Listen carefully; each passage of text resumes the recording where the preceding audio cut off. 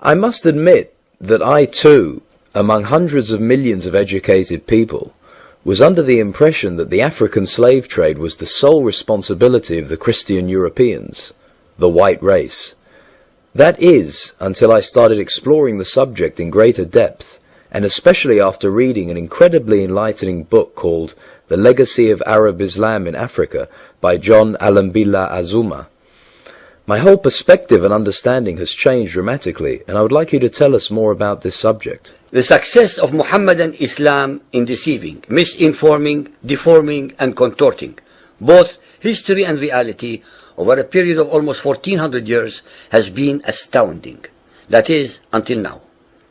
The greatest tragedy about this particular subject is that most of the descendants of African slavery, the black people in the Americas, around the world, as well as among the African blacks, are totally ignorant of the actual facts. Before we lose the concentration of our listeners, I would like to make the following statement and then prove it. That the worst, most inhumane and most diabolical institution of the black African slave trade was initiated, refined, perpetrated, and implemented by the Mohammedan Arabs and later aided and abetted by the black converts to Mohammedan Islam. I predict that, as usual, the two subcultures, those of denial of facts and of political correctness, will attack us without once disproving a single statement and or conclusion that we make.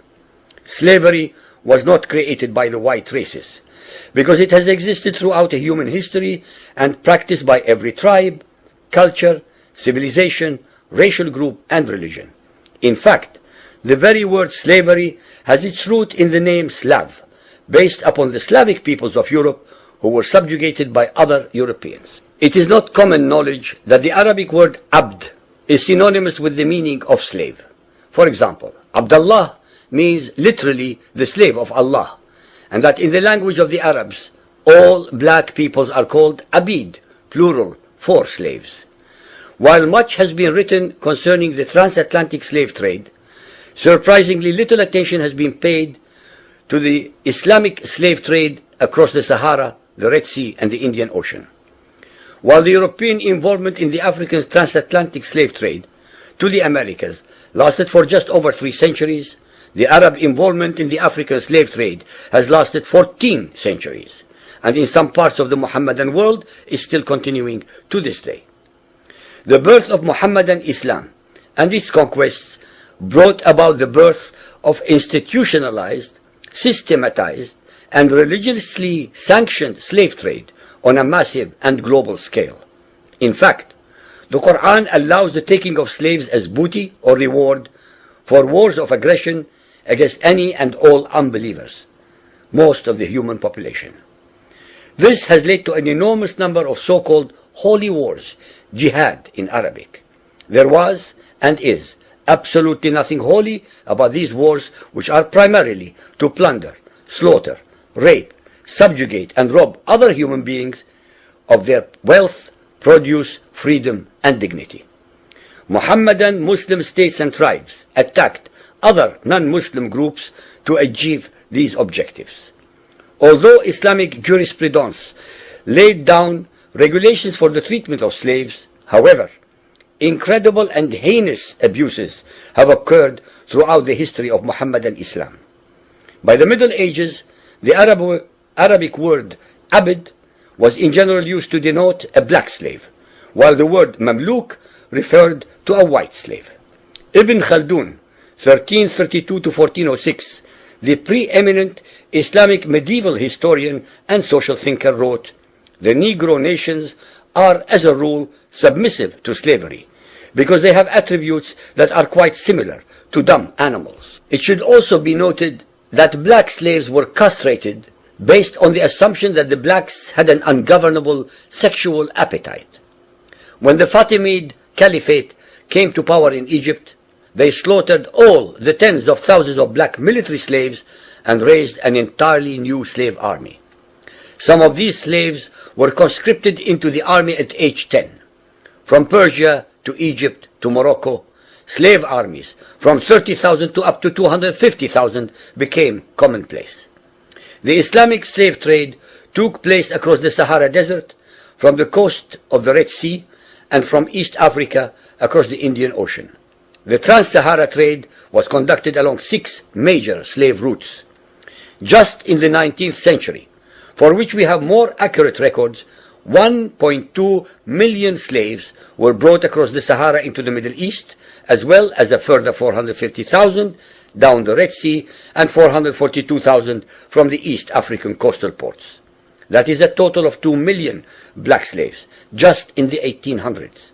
At least 8 million more were calculated to have died before reaching the Muslim slave markets. A comparison of the Islamic slave trade to the American slave trade reveals some extremely interesting contrasts. While 2 out of every 3 slaves shipped across the Atlantic were men, the proportions were reversed in the Islamic slave trade. 2 women for every man were enslaved by the Muslims.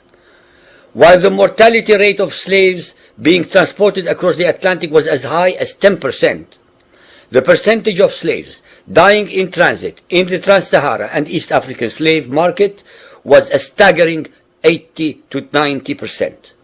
While almost all the slaves shipped across the Atlantic were for agricultural work, most of the slaves destined for the Muslim Middle East were for sexual exploitation as concubines, in harems, and for military service.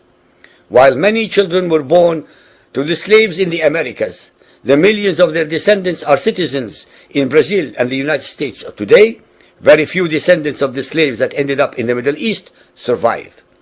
While most slaves who went to the Americas could marry and have families, most of the male slaves destined for the Middle East were castrated, and most of the children born to the women were killed at birth. It is estimated that possibly as many as 11 million Africans were transported across the Atlantic, 95% of which went to South and Central America, mainly to Portuguese, Spanish, and French possessions.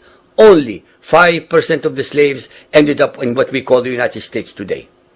However, a minimum of 28 million Africans were enslaved in the Muslim Middle East.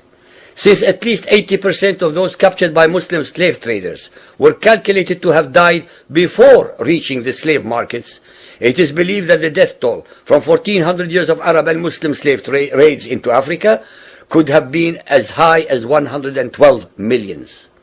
When added to the number of those sold in the slave markets, the total number of African victims of the trans-Saharan and East African slave trade could be significantly higher than 140 million people. What is obscene about this whole subject is the Muhammadan, Muslim, and Arab culture of denial regarding their complicity in the African slave trade, as well as the ignorance of black Muslims about the reality of their past and present conditions. The statistics and reports above are based upon the logbooks kept at the African slave ports, ship logs, travelers' reports, eyewitness accounts, etc. Ladies and gentlemen, the facts and reality of Muhammadan Islam's complicity in the slave trade and their inhuman depravity are infinitely more devastating, more staggering, and more incomprehensible than all the nightmare fictions in the world.